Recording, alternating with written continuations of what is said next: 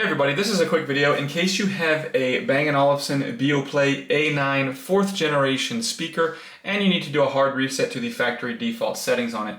Now you're going to want to do this for one of two reasons. The first one is troubleshooting. If you're having any issues with this speaker not connecting to something, or if it keeps disconnecting, if it's not pairing or syncing, any kind of things like that can very often be fixed with this factory reset. Now the second reason you might want to do this is if for whatever reason you want to just wipe everything off of this so that you can set it up again like it's a brand new device. We can go ahead and do that really easily. So all we need to do is we're going to access these buttons on the back.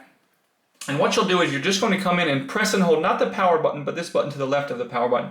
Press and hold it for 10 seconds until you hear a sound and the product status indicator flashes red shortly.